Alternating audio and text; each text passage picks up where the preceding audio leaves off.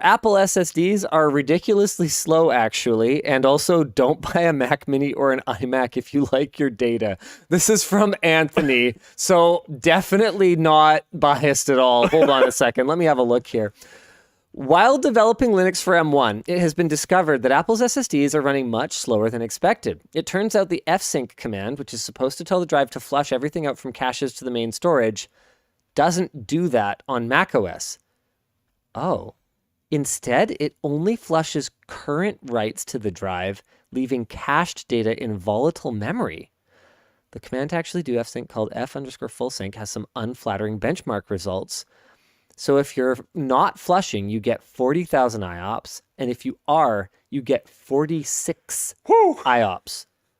Not 46,000, 46. And this is on the MacBook Air M1 running macOS. On an x86 iMac with a WD 1 terabyte NVMe SSD on Linux, not flushing gets you 20,000 and flushing gets you 2,000. That's still an order of magnitude less, but that's a lot better. And on an x86 laptop plus a Samsung 860 EVO 500 gig SATA SSD, not flushing is 5,000, flushing is 143. The end result is that Apple's storage appears to be much faster than the others up until the point where you care about data integrity, where it becomes comparable to a spinning hard drive. macOS doesn't even seem to try to proactively issue syncs. You can write a file on macOS, fsync it, wait 5 seconds, issue a hard reboot, e.g. via USB power delivery command, and the data is gone. That's pretty bad, is a quote from Not sure Hector who. Martin Oh, on Twitter. that's rough. I love this Twitter thread. The start is amazing. Well, this is unfortunate.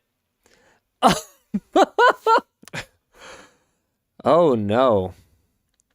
Apple's one of those companies where I get really frustrated because they spend more on R&D than almost any other company on earth, and they make like 9 products.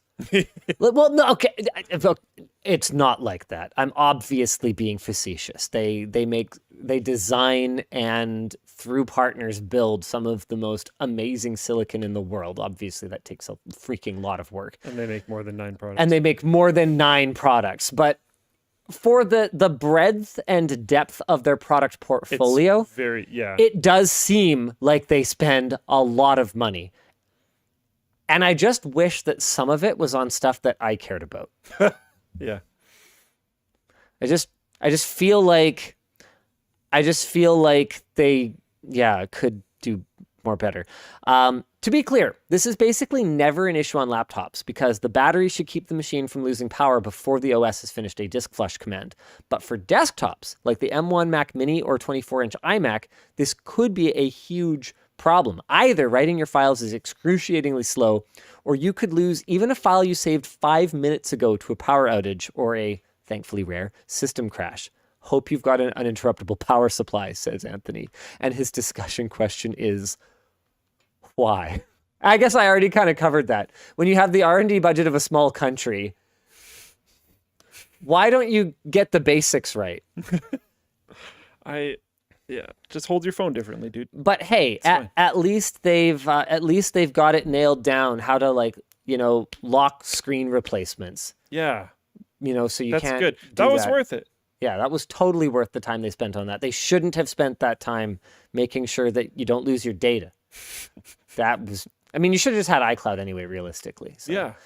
Okay, and I want to clarify, I know that they backtracked the whole locking out screen replacements thing, but that doesn't change that they did the R&D for it. I think they backtracked it because of the pushback, not because they didn't want it. Jaden says, if you don't have a UPS, you are wrong. I knew for years that I'm supposed to have a UPS before I was willing to spend UPS money on having a UPS. Can't necessarily afford it. Yeah. If you can definitely afford a UPS and you do important things on your computer and you don't have one, I think you're wrong. That's fair. That is fair.